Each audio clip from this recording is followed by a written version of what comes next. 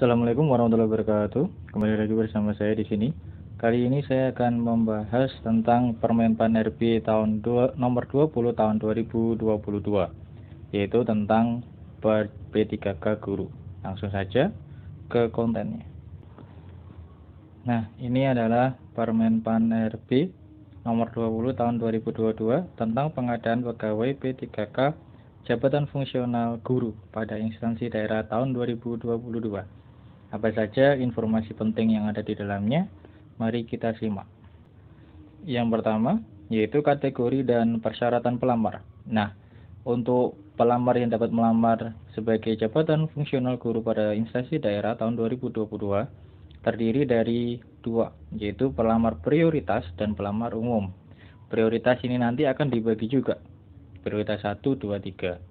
Nah, apa saja syaratnya dan apa yang termasuk prioritas 1, 2, 3 dan pelamar umum? Mari kita lanjutkan. Nah, pelamar prioritas sebagaimana dimaksud pasal 4 tadi, huruf A, yaitu terdiri dari prioritas 1, 2, dan 3. Prioritas pertama itu adalah THK 2 yang memenuhi ambang batas pada seleksi jabatan fungsional guru tahun kemarin. Kemudian, yang B, guru non-ASN yang memenuhi batas pada seleksi jabatan fungsional yang kemarin. Yang C, lulusan PPG yang lulus ambang batas. Dan yang D, guru swasta yang lulus ambang batas. Jadi yang tahun kemarin ikut P3K dan lulus ambang batas itu masuk ke skala prioritas pertama. Itu yang belum dapat formasi ya. Nah, kemudian skala prioritas yang kedua yaitu THK 2. Nah, THK 2 yang dimaksud di ketiga, prioritas kedua itu adalah THK 2 yang tidak lolos ambang batas, gitu ya. Yang C, prioritas ketiga yaitu guru non-ASN sekolah negeri yang terdaftar di Dapodik dan memiliki masa kerja paling rendah 3 tahun.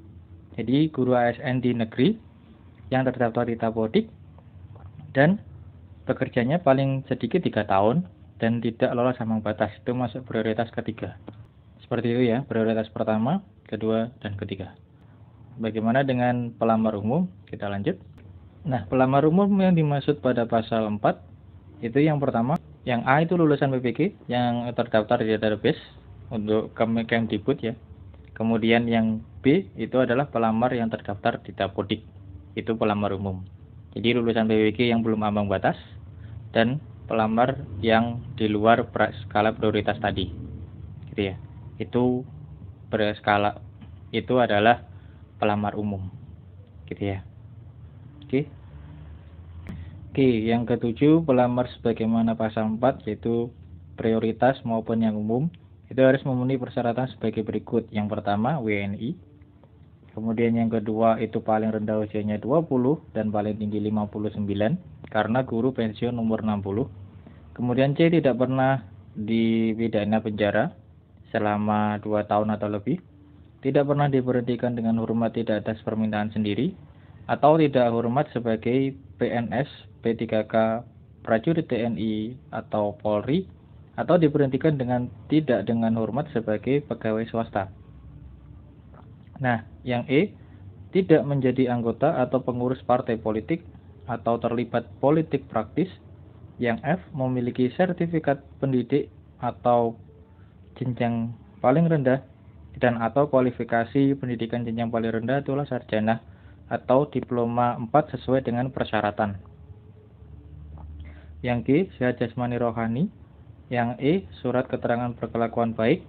Yang I, itu adalah persyaratan lain sesuai dengan jabatan yang diselenggarakan oleh Kemdikbud Ristek.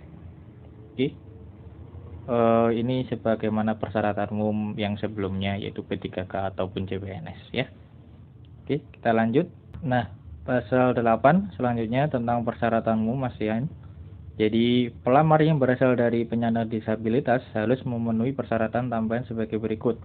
Jadi, selain A sampai I tadi, ada tambahan untuk disabilitas yaitu melampirkan surat keterangan dokter berdasarkan rumah sakit pemerintah atau puskesmas yang menerangkan jenis atau derajat kedisabilitasannya. Kemudian B, menyampaikan video singkat untuk menunjukkan kegiatan sehari-hari pelamar dalam menjalankan tugas sebagai pendidik.